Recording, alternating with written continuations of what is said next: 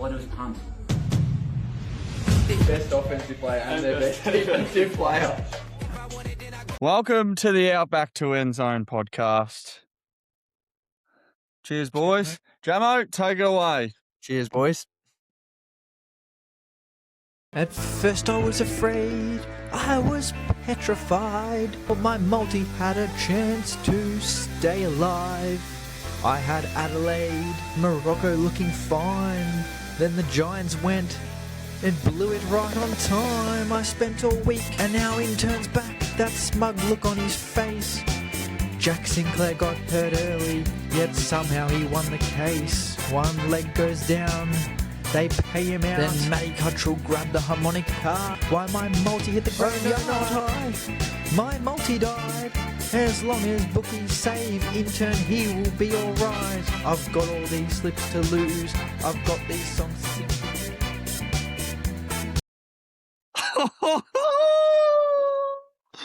Oh, well, I tell you what, Jamie, we might have a go here because your lyricism is fantastic. You start writing some songs, I'll play the chords behind it, and we might have a thing here. We just need someone that can sing. Yeah, that's true. No, well, that's a good ways anyway to start the pod. If you lose Murph's multi or Garts Guarantee, you have to sing before the podcast. That's why we've opened up with that. Hopefully you can bounce back, Jamo, but we'll get into that later. Let's go across the end zone. We cross live to three blokes with absolutely zero sources. Start off in the NBA, and the draft was today. We'll get to that, but the big trade, the Giannis Antetokounmpo getting traded from the Bucks to the Heat. This trade got spoken about for about 3 months, and then probably years actually, and finally happens. Intern, what's the details? So the details on the trade. The Milwaukee Bucks have traded Giannis Antetokounmpo and Bobby Portis to the Miami Heat for Tyler Hero, Kalel Ware, Jamie Jaquez Jr., Kasparis Yakungas, I think it is. 3 first-round picks, including the 13th overall pick today, which was Nate Ament, a forward out of Tennessee, a pick swap, and a future second-round pick. So it's a fucking big package. It's a big haul, Jamo. You're the basketball man. What are your thoughts? Yeah, I didn't expect him to go to Miami. That really caught me off guard. What's Miami's squad right now? They've obviously give up Hero. I don't mind this trade for the Bucks, to be honest with you. They're a pretty old team. They get a fair bit younger. Who have Miami got now? What's their roster looking like? I think I was listening to Bill Simmons last night. It's pretty much going to be Bam, Wiggins, Andrew Wiggins, Giannis, and Norm Powell. That's like the 4. Don't love it. Extremely thin in an NBA where you've just seen the last 2 years depth being a huge part of winning an NBA championship. It's just so much to give up. But Giannis, for a guy too who hasn't played in the last 2 or 3 playoffs, but then a couple of years ago was third in the MVP vote. So you can definitely understand why the Heat want it. The Heat are known for bringing in superstars. I certainly don't think it pushes them over the edge for in the Eastern Conference and beat the New York Knicks. Probably doesn't beat the Cavs. Probably doesn't beat Boston either. Probably not the Pacers with Halliburton back. But yeah, they probably had to. They were the Heat for the last few years since Jimmy Butler left has just been in mediocrity. So make a move like this, swing for the fences. Why not? I actually saw a very interesting stat today. It's Thanos Antetokounmpo, Giannis' brother. He is the only member left on the Bucks squad from their 2021 playoff team. And he'll probably find his way to Miami Well, too. I was about to say, and that's if he stays. And then the other one too that I find interesting is how's Jaylen Brown going to feel walking back into the Celtics when all it was you're out, we're getting Giannis, mate, you're gone. And then he's just going to have to walk back in and stare straight at all his teammates, his coach, his GM and go, so do you want me or not? I'm a big, as I say, I listen to Bill Simmons a fair bit. He's a big Boston Celtics man. He's spoken about Jaylen Brown, but trading him in the New Orleans Pelicans for a Trey Murphy or someone like that so they get younger. I feel like the Jason Tate and Jaylen Brown sort of might just be a little bit fractured, and it might be time for something new in Boston. But I'm pretty sure in the end, the Bucks just chose the Bucks had both options and chose the Heat's option. Jamie, would you take the list of players or straight up for Jaylen Brown if you were Milwaukee? Oh, it's a really good question. I think, yeah, I really like Tyler Hero as a player. He's not a number one though. He's a good like number 4, number 5. He'd be perfect in that Miami team now if he was still on that squad. I'd be taking Jaylen Brown. Not a massive fan of him, but I still would take him. Hey, Tyler Hero's the only man with a Jack Harlow song written after him. So, and he's a Milwaukee native too. Grew up in Milwaukee, so Is he? hometown hero coming back.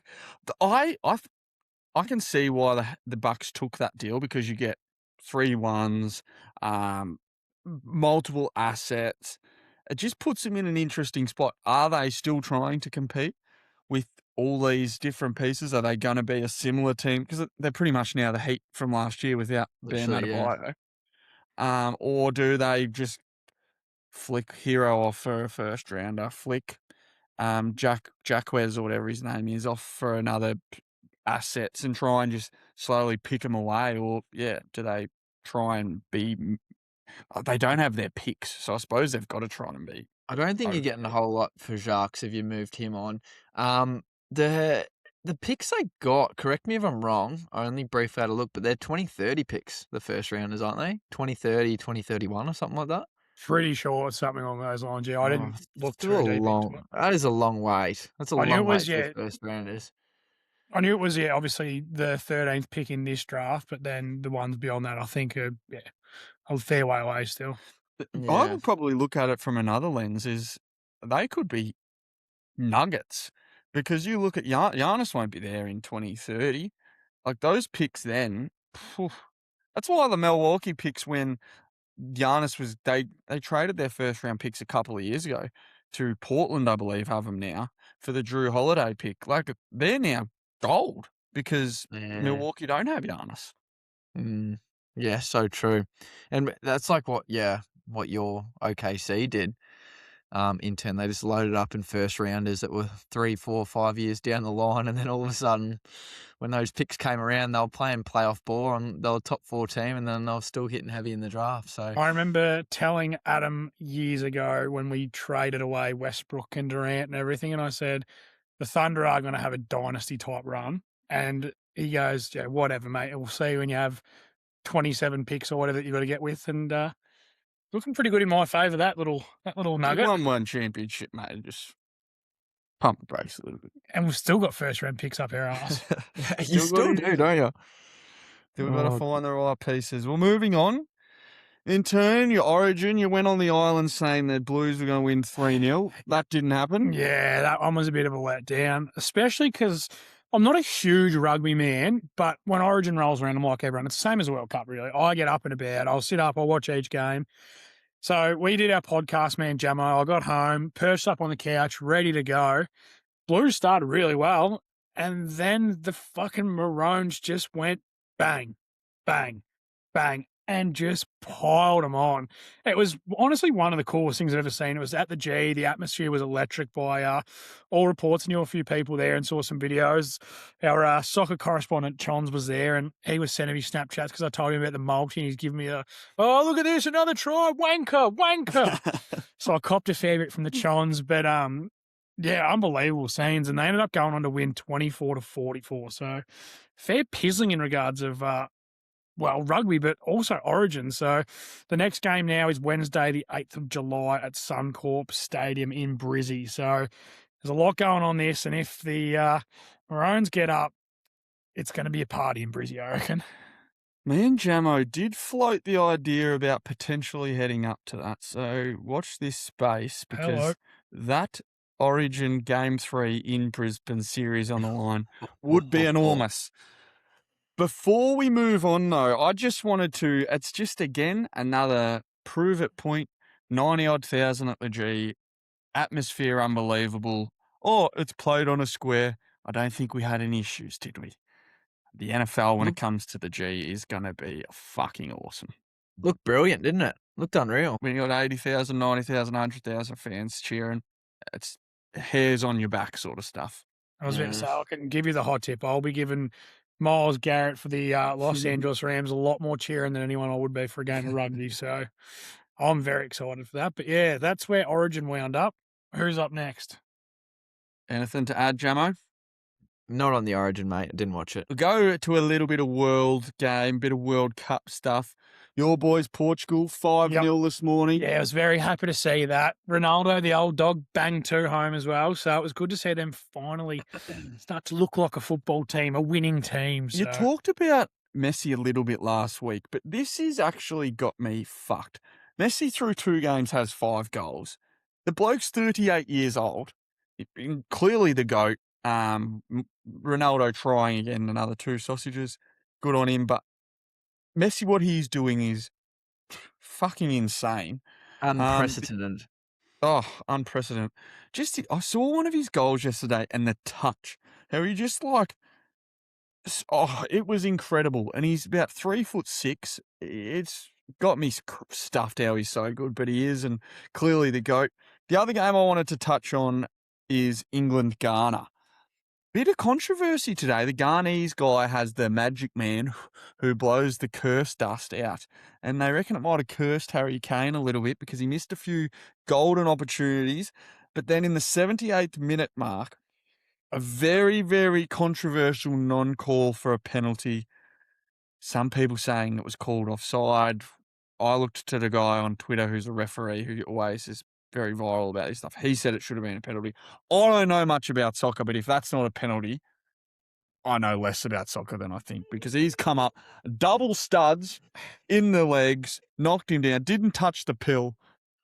Pen. Fair bun play on, apparently. Pen. I got up early this morning and I watched this game and I could not believe that they couldn't score. But like you said, Harry Kane had some seriously good looks, but yeah, I was calling pen. So robbed right in front of me. The question I want to ask is how many rolls did he go for after he got kicked in the leg? Because I've been on roll count this World Cup, and there is some blokes that are full on doing the crocodile roll almost to the other side of the pitch after they'd barely even touched. Fuck, I watched old my man Jimmy Harland put on a bit of a show the other day. No rolling from him. Jeez, he's got a long, real Grant Birchall sort of neck though, doesn't he? He's a big motherfucker. He's very good. And listen to a few interviews from Erling Haaland today. He's just good for the game. Talked about, what are your thoughts on playing France? And he goes, I don't care. We're through. France will probably win the whole tournament, so they'll probably beat us. Just doesn't give a fuck. Well, that's the energy that we love to see. Couldn't give a shit. Just happy that they're through. And he goes, and the reporter goes, you're coming up against Kylian Mbappe. He's like, yeah, whatever. Yeah. Could not give 2 fucks. Jeez, he's just living the life. The Norway row is school. So he's good to watch. absolutely going. Yeah. It's epic. We'll head over to the golf turn. Yes, yeah. So another island failure, by the way. I don't think you've had one Intern island hit yet. So well, I haven't, but I've got to come up with a bold call every week, and it's not easy to get a bold call that's going to hit all the time. So, but no, the US Open was on at Shinnecock Hills Golf Club over the weekend. Scotty Scheffler, my man, he couldn't take it home. It was very tricky conditions. I don't know if either of you saw any of it, but it was blowing a gale, and the rough there is rough. It's like, you think when you drive down a country road and you see all the long grass, that's the extent of the rough. So Bryson DeChambeau put up a video pre-round starting of what it looks like when your ball goes in there, and you cannot see it. And then he's finally shown where his ball is and then tried to hit one out. And it's, tough conditions. But Wyndham Clark ended up going on to win by 1 shot with 4 under. Next runner-up was Sam Burns with 3 under and Tom Kim 1 under, and then Scotty Scheffler, my man, was tied 4th. So it's another major. Wyndham Clark, congratulations to him. He's a very likeable bloke, I reckon, Wyndham. So it was good to see him win, but Scotty Scheffler to win by 5 shots. I was a long way off that one. It goes to show how difficult the course must have been if their 4 under is the winner of a major. But I love that when I'm watching golf. I don't watch a lot of golf, but give me that where the pros are struggling over when they shoot 30 under and make you look like I'd go shoot 35 over on the same course. On So the front nine. yeah, on the front nine. So yeah, 4 under to win the tournament. Does that, I'd love I to think, see that. and it also just goes to show that my intern island of Scotty Scheffler wasn't that bold because, like I said, it's not easy to win a golf tournament, let alone a major. So I didn't say it wasn't bold. I more just said you've called the favourite of the tournament to win. That's hardly an island. yeah, well, he didn't win, did he? Didn't No. even finish in the top 3. Today, Jamo, we had the NBA draft. You had your eyes on this while I was on the World Game. Yeah, Let us there's know what happened. how good is sport at the minute? There's so much going on. It is. I honestly can't keep up. It was a bit of like, what are you going to watch today? And I was like, oh, I had to give the NBA. You were draft a never bit going of to a watch watch. the World Cup, mate. Yeah, no, I've been watching a bit of it intern. I was watching it the other day. I'm getting right around a bit of wog ball, but yeah, the NBA draft was always going to take precedent. I've been following this draft class a little bit, probably more than I have the last few years, mainly because they're saying this one is going to be a good one. AJ Dispenza was taken pick 1 to Washington Wizards. I think he was quite the obvious pick.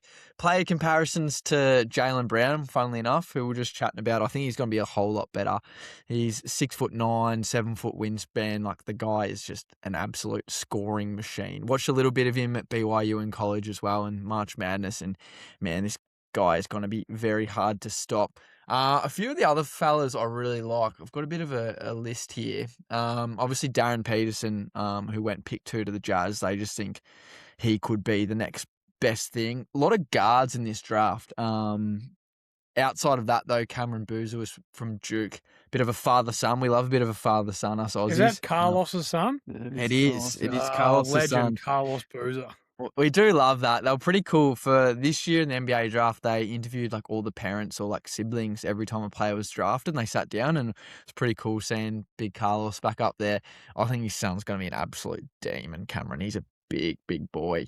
The pick I really like, though, this is my player to watch, Darius Acuff out of Arkansas.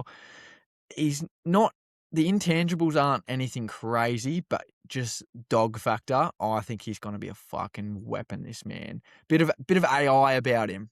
He ended up going pick 7 to Sacramento, and he's just going to run the show over there in Sacramento. It's going to be him or nothing, so I'm very excited to watch him play. What was his name again? Darius Acuff. Good luck, Darius, going to the Sacramento Kings. That's all I have to add on that. He will be the Sacramento Kings. I think it's actually the perfect situation for him, to be honest, Adam. Like, it's just going to be left up to him. He's a scorer. He can find ways to score. There's going to be no other options on that offense. So just give it to him and get the fuck out of the way. So I'm very excited. My worry is if he ever wants to win anything, he's in Sacramento, so he ain't winning anything. You're not going there to win. The only thing you're going there is to win the scoring championship, I'm pretty sure. But Put up stats. Rookie of the year, bit of a smoky. Don't mind it. Keep an eye on that one. Love it. Some other big news. Back to the NFL, fellas. There was an Australian that was signed to the New York Giants today. Did you boys see this? I didn't. You fill us I in. didn't know. I was literally popped up on Sunrise, out of all things. I didn't expect that to be where the news was going to be broken. Yeah, but former South Sydney Rabbitoh Jr. Jared Gray, he signed a 3-year, $3 million NFL deal with the New York Giants. This guy is 2 meters tall, 144 kegs, West Sydney native. He was deemed basically too big for the NRL. So, I don't know, this sort of screams a bit of Jordan Mailata. The fact that they've signed him to a 3-year deal really, I find very interesting. Basically recently pivoted to American football, and they're going to play him at the offensive tackle position. So good luck to him. It's pretty awesome to see another Aussie. He's only 22 years old, potentially a massive career out of him. That is sick. That's another really feel-good story. And as I said, 3 years, they're giving him time to develop. Love to see the Aussies get a chance, and clearly an enormous human being.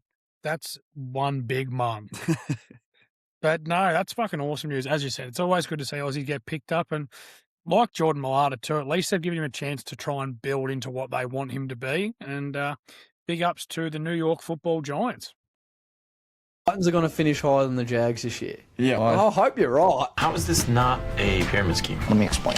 Sounds like a box of piss bet, I reckon. So we've been talking about the AFL pyramid now or the Christmas tree for a few weeks, and obviously spoke about Fremantle. Last time I got on a podcast and said Geelong would beat Fremantle, that was before we had Bailey Smith, Tom Stewart, someone else was out as well. So if I was on the Wednesday podcast, I would have changed my tip. But anyway, Fremantle again just got over the line against a depleted Geelong side in Perth. Good on them. So I've decided this week, though, to do a full ladder predictor. So this is how, what are we, June 24th. This is how the ladder will finish at the end of the year. Sit back, Jamie. Just sit back and let the big fella rant. Sit back and let him go. So I've crunched the numbers. I've done the remaining fixture. And just so you know, my tipping, I'm shit. But you're a long way behind me. Yeah, I don't care much about tipping, but I know when I'm doing a ladder predictor, I'm going to be accurate. You start at the bottom. No guesses. Lucky to make they have to make the ladder. They didn't make the Christmas tree, but Essendon, they'll only win one game for the year. They're not going to win another game. They're going to finish on bottom. Richmond second last. Turns West Coast Eagles third last, and there was a fair difference. So them two were, the bottom two were clear. West Coast a little bit higher. The next four I had really tight, and to be honest, my ladder predictor didn't have them in this order. I just shuffled a few things around because I didn't think that would work. So next we have, where are we sitting? Port Adelaide, St Kilda. So what have we got left? We've got the 10, 11, 12, 13. 13 spots left. I'm going to go back to the top. Leave that wild card sort of group vacant. So the top of the ladder, we've got Fremantle. They'll finish on top. They'll get home final. Hopefully they don't go out in straight sets like Adelaide last year. Second, we have Sydney. Third, we have Geelong Hawthorn, and I believe that was percentage, so raffle that. There's your top four, double chance. Any disagreements? Nothing for me. If you were going to disagree, Jamie, your Hawks are in the top four, so you shouldn't be. The next two safe, again, were pretty clear. I'm going Adelaide. They were just out by percentage of the top four, and the Brisbane Lions were 6. So there's your safe 6. Now to the wild cards. Before you go into your wild cards, sorry, I'll interrupt you. Brisbane's run home, what's that like? Don't know. Must be good enough because I did the predicting and they made the top 6. So I don't have who they've got. Time coded 8-12 on Wednesday, 24th. They're currently sitting 8th. I've got their run home. Shoot, give it to us. They've got Sydney tomorrow night. Win. No. Geelong the following Thursday. Lose because it's at Melbourne or Geelong. Essendon. Win. Yep. West Coast. Win. Yep. Port. Win. Carlton. Where is it? Melbourne. I think I actually had Carlton to win that. Hawthorn at the Gabba. Yeah, Hawks. Gold Actually, Coast. Brisbane will win one of them too. They won't lose both. Hopefully Gold Coast, they'll Hawthorn beat one. Gold Coast. And then Collingwood. Yeah, they'll beat Collingwood. So they'll win enough. Be interesting to see how that plays out is all. God, I reckon that gets you in by a B stick, I reckon. They were in by percentage over the team that finished 7th. And it would be disappointing for me because the team that finishes 7th is my Bulldogs. Then we have Melbourne. There's your top 8. So for the last 2 spots of the wild card, we have North Melbourne, Collingwood, Carlton, GWS, and Gold Coast. You ready for the order, Jamo? Yeah, hit me. In 9th spot, we have the Blues. They've made it all the way back. They're going to make the wild card. They're going to play Melbourne at the G. They'll probably lose that final, but they're going to make them the wild card. And the Giants get in. So meaning Gold Coast yet again miss out on finals. And if they don't make finals, this is going to be a disastrous season, especially after the way they started. But here, I've just told you they're not going to, so we might as well start that now. Next, we have North Melbourne, and then Collingwood will finish. What's that? 13th. So can you run us from We'll go from top to bottom. 7? Fremantle, Sydney, Geelong, Hawthorn, Adelaide, Brisbane, Dogs, Melbourne, Carlton, GWS, Gold Coast, Kangaroos, Collingwood, St Kilda, Port Adelaide, Eagles, Richmond, Bombers. Good golly. I don't... Oh, geez, Gold Coast. They don't have an easy run. I'm just having a look now. And they've lost 4 on the trot. Yeah, well, they got Freo this week, and then that's probably a loss. Then they've got Collingwood, which you'd hope. Adelaide, which they'll lose. Dogs, probably lose. Carlton, you don't want to play them. Melbourne, you don't want to play them. Giants. Brisbane, St Kilda. I actually agree with you. I was ready to go up in arms and back the Coasters to bounce back, but that run home doesn't do them any favours, does it? I honestly think I had Gold Coast just winning at home and losing every other game, and they still don't make it. I might have given them. They might have Brisbane at home, and I gave it to Brisbane. I think the rest I gave them the home games, lost the away game. So if that's the case, they need to win. They've only got 2 more home games. Yeah, historically they're not a very good road team, and well, they haven't been a very good home team either this year. So yeah, 2 more home games against Melbourne and against Collingwood. What do you reckon, Intern? I'd probably agree. I see Gold Coast missing out at the moment, which that's disastrous in itself for them if they can't make a wild card spot. Like, they've brought in an extra 2 positions, and if they can't make finals with that, well then fuck, where do you go? Especially with the list they've got. The probably only query, I suppose, that I've got is that Brisbane Dogs D section. So from 7th to 6, 7, 8. The D's the way they're going, I nearly have them positioned higher on the ladder out of them 3. Maybe Brizzy and the Dogs sliding down, especially with that run that Brizzy's got. Like, it's not exactly the world's easiest run. But other than that, I don't hate it. Carlton, like you say, they're flying at the moment. Time will tell, I suppose, with those especially. Like, is it a sugar hit? Will they come crashing down at some stage, or do they just keep flying under Josh Fraser? So other than that, I haven't really got any arguments. Personally, if I could choose, I wouldn't mind seeing the Kangas sneak into a final spot, into one of them wild card spots. But yeah, I don't think you're too far off. Going through the run too, North Melbourne have a lot of games that I feel like I probably went 75-25, winning and losing. If they go the other way, so I had them 75% losing, 25% winning. If they go the other way, there's games against Collingwood, St Kilda, Geelong, Bulldogs. Like, they need to steal some of them games, and I had them stealing a few, but not enough, obviously. So for North Melbourne, it's there for them. A team that gets beaten by 120-something points is still pretenders to me. The question I've got for you, Adam, is how many wins do you need to make the top 10? What do you reckon's that magic It'll be number? around 10, I reckon. So 10 and 12 will get you in-ish. And where'd you have St Kilda off the top of your head? St Kilda were 5th. When I actually did the predictor, St Kilda were 11th. Yeah. Or 12th. They might have been 12th. But I'm not a buyer of St Kilda, so I just said I must have got a few things wrong. And they've also lost 2 of their most important players for pretty much the majority of the season in DeConey and Sinclair. So yeah.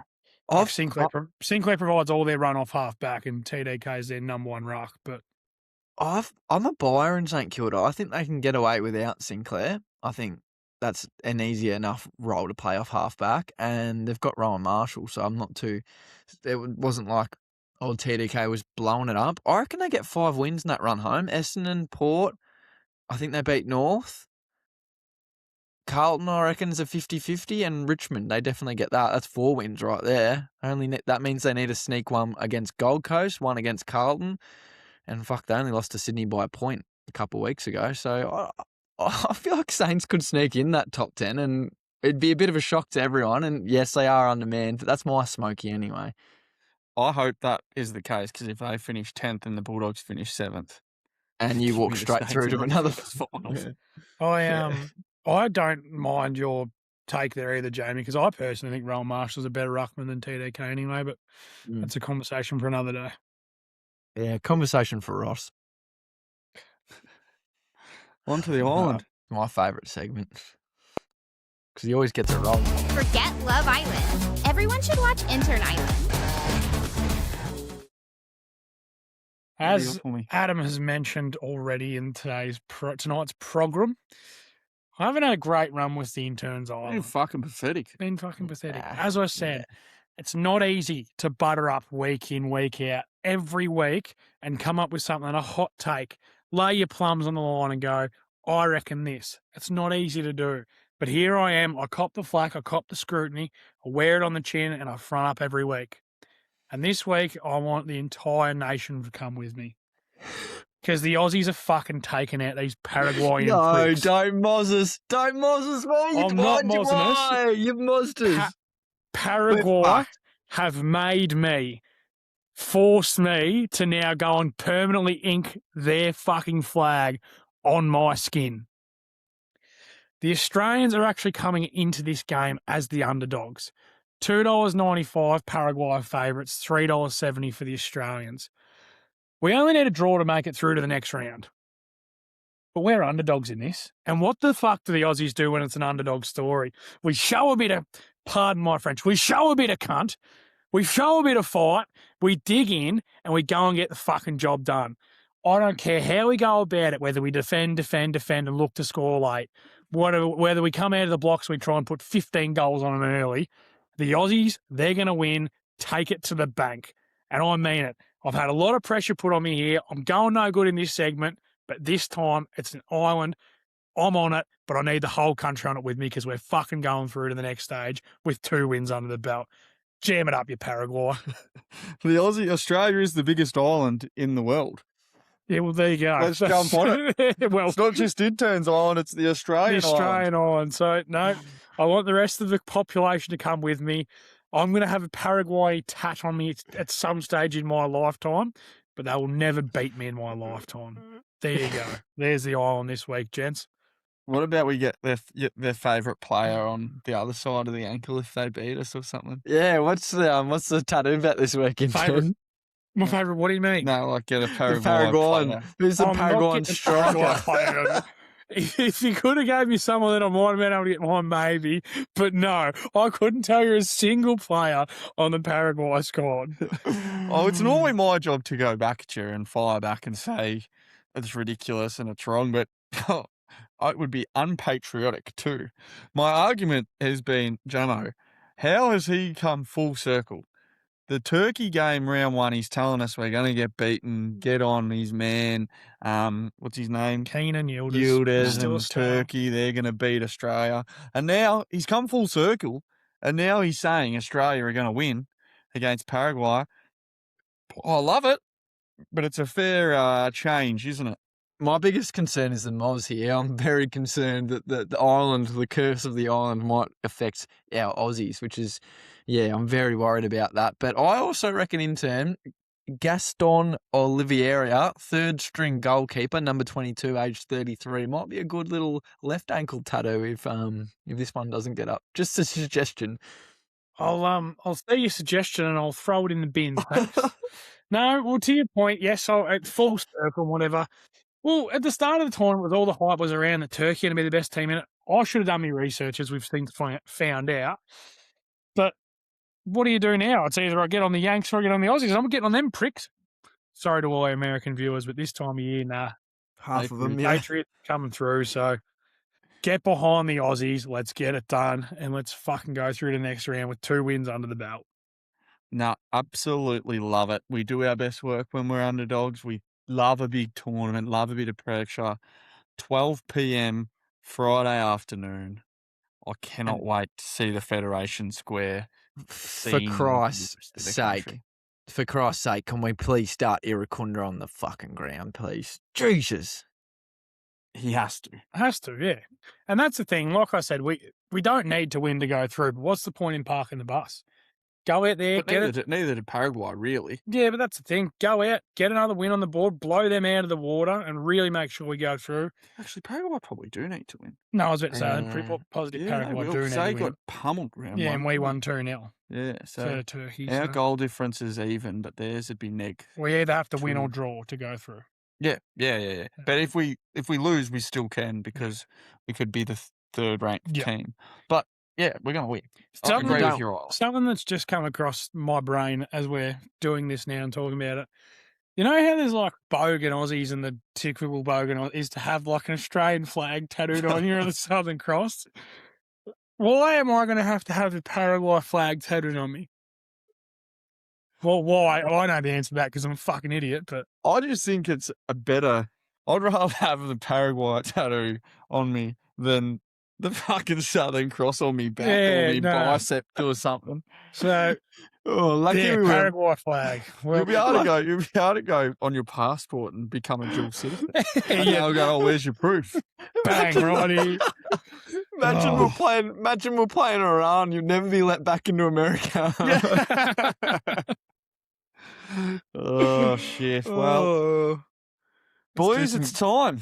Yous have got worse. Who's giving you the odds? Your dad? Guaranteed. Gamble responsibly. No, don't gamble at all. Not on that shit. Well, gentlemen, we finally got a win with big asterisks last week with the intern, Murph's multi. Jamo, you're 0-6. I don't know where we can go. We've probably tried the soul searching. We've probably tried the... I don't know, mate. What have you got? Have you got any confidence left in this multi? Yeah, I do. This is where our stories are made, mate. This is where we go from on our arse, pants halfway down our knees, and this is where we start getting some wins and we go to the Super Bowl. Pressure makes diamonds, Jamie. And I tell you what, I'm fucking feeling the pressure.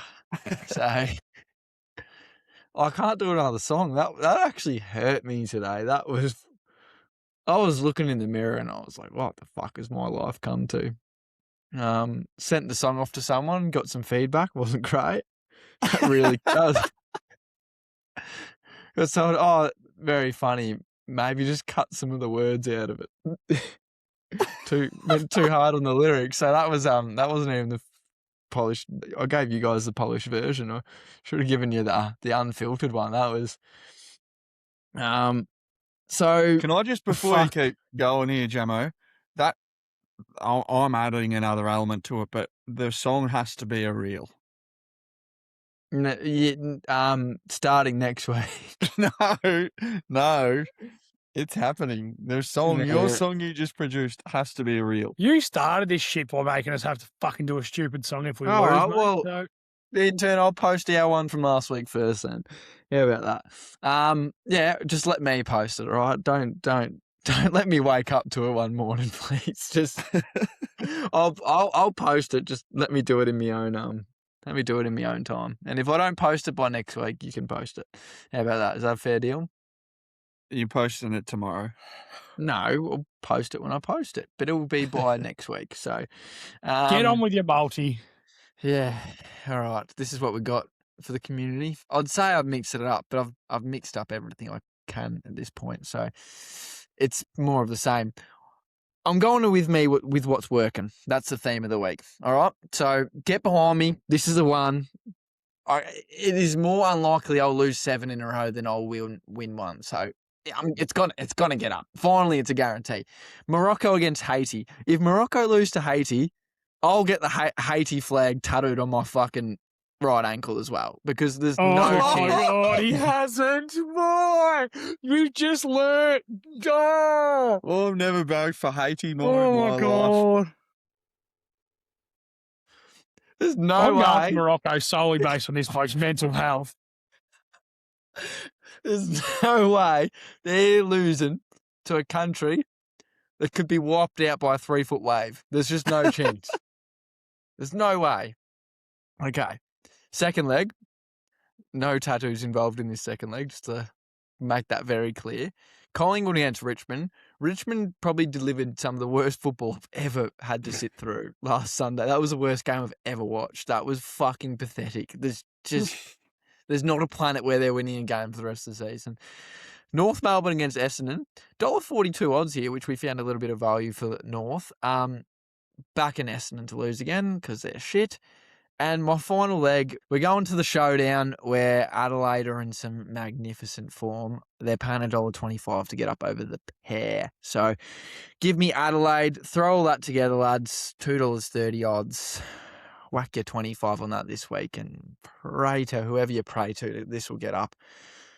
And I all of a sudden hit by a wave of regret that if Haiti... What's the Haiti flag look like? Let me just look this up. Could be I an don't know, but absolute I reckon shocker. you'll be hating yourself if you have to fucking get it. It's not a good one.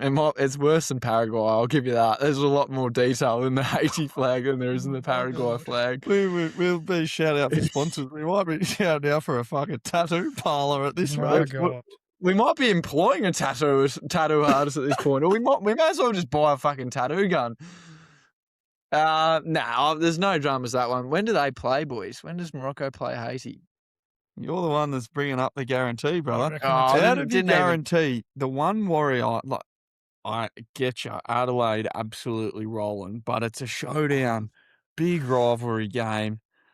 I would have left them out for $1, whatever, 20 or whatever you said. But Adelaide your are guarantee, flying. mate. Adelaide are flying. More of their fans will pop in there. Rankin's back. They ain't gonna have no dramas. Tomorrow at 8 a.m. So be We better giving get yourself this reel to up Yeah, I and was about done. to say. Get it to the people. Well, moving Murph's on. multi. Murph's multi. So, backing on and going off the island, I'm going to start my multi with the Aussies to win. Huge. Huge, I know. And I could have went that standalone because they're paying about $3.70. But no, Shit. there was a comment. One of your mates, one of your Gordon squibs, Blake Taylor wants juice. I've made us a bit of money. I've got us back in the green. So now I'll give you a little bit of juice. I like it. Good on you, Blakey So- boy. The Aussies love versus Blake. Paraguay, Friday, 12 o'clock. We all know the scenes there, the stage there. We're underdogs. We're going to win. I'm going to predict the score 1-0. Why don't you put that in the multi too? I thought about it. Don't you worry. Now, 1-0, bit of an arm wrestle, but we're just going Aussies head to head. Then we go to the Pies versus Richmond. That's Saturday at 4:15. Pies to win. I think Pies to win. And this was nearly going to be the multi itself, was Pies to win and Nick Dacos to have 50 fucking disposals because he's going to run his dick off, that bloke. And then I've gone with Jamie in the showdown and I've gone on the Crom. But I've actually got a little bit of reasoning behind mine. I think Rankin back in, Dawson's in great form, the Crows are flying, but then also the pair are a little bit depleted now. We saw Radaglia go down. So you look at the forwards that Adelaide have, there's going to be a mismatch there somewhere. So I just think that them couple out, like Rosie's obviously out for the year, they're not going to be anywhere near their best. I agree that it's going to be closer than what people probably think, but I still think Adelaide get it done. And then rounding it out, North versus Essendon, Sunday at 3:15. So when you've got the Sunday scaries and you're coming down after a few too many beers on Saturday night, perch yourself up on the couch, crack a stubby and watch the Roos get home. $7.90, a $25 stake returns you just shy of $200. $7 to $8 you'll get from Murph's multi this weekend, and fingers crossed we can get it over and we can have a big win. So I'll tell you what I see here. We've got a bloke who's lost 6 in a row, who's absolutely A shell of himself. shell of himself, just praying against everything to get a win. And I've got a bloke who's had a win and thinks Oh, this shit's easy. I could just throw out $8 multis and I'm going to get up. Purple patch, Yeah. mate. Starting purple patch. No, because he didn't have to make a song today, so he's forgotten he what it's wants to like. sing next week. Yeah, bring the Oh, yeah. guitar next Wednesday night, brother. I've got a petition, actually. I've got a petition for the podcast. If Jamie loses this week, we're having a segment name change. No, we're changing segment names. Because I'm so poor at Garts' guesswork, that'll be Garts' guarantee because you're guaranteed to win, and this will become Garts' guesswork, not Garts' guarantee. I like it. I like it. It's quite funny. I'll pay that. Gamble responsibly or As- don't as gamble always. at all. Not on that shit. But I'm keen to see. Look, I hope you both get a dub and we get closer to you boys getting Super Bowl tickets. But Jamo, you've got a long way to go if you're putting on a $2 multi that when you're $300 in the red. But hey, what's the intern say? Just fucking Andy chip- Dufresne didn't get out of Shawshank in a day. He chipped away. I'm chipping. Hopefully not chipping away my skin and my ankle, but we'll find out.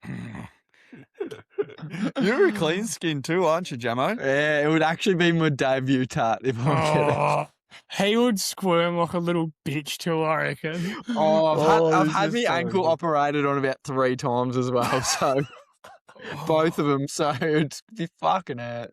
But I don't. I've got nothing to worry about. My boys from Morocco are gonna fly straight through. I better get that one up tonight. I'll be throwing it on the tally. Let me tell you. Yeah, I hate to upset you, mate, but I'm now just on. I want you to get a win, but I'm now on Haiti just to see that you have to get a tattoo. Imagine that intern. We've got the Paraguay and the Haiti tattoos on us.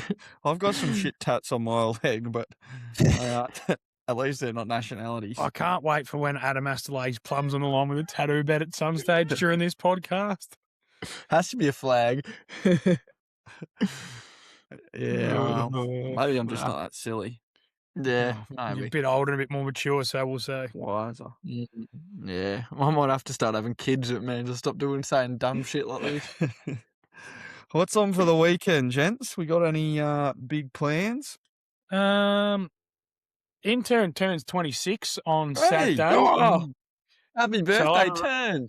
Have a run around and a kick about, and then we've got our footy ball. Ooh, So they're I'm- putting on a ball for you. That's And I might good of them, isn't it? indulge in a few shuberts. And then Sunday, I'll probably just feel like a bag of dicks all day. So expect him to be miserable on Monday. Probably not have a beer. What about you two? Not much for me, mate. I've been put on ice for the next couple of weeks from footy, so What's happened? yeah. Oh, I've done me back, mate. Done me back again, so down for the count. Got old Shaggers back, so yeah, not making the trip out to Carnham or wherever the fuck we're Boy, playing this a week. So, long trip to Snake Valley. yeah, a genuine 3-hour, but that's not the reason why I'm not playing. But yeah. So I'll be doing sweet bugger all, I reckon. Just probably chipping away at our stuff and hopefully not getting a tattoo. What about you, Adam? No, very little, mate. 2 kids to chase now, so that keeps me well and truly Still busy technically enough. one. I'm pretty sure Harry's not going to be doing too much running Nah, around. he doesn't do. Paddy does all the running, but yeah, it's all good fun. Anyway, Love I it. reckon that's Well, that. yeah, keep tuned for Sunday. Definitely, we've got the second day 2 of the draft trip's going to be locked in, so that's going to be coming out Sunday. Tune into that one. It's pretty good from what I'm hearing from our man Dion. He's been back in the lab, been cooking up, so tune into that one.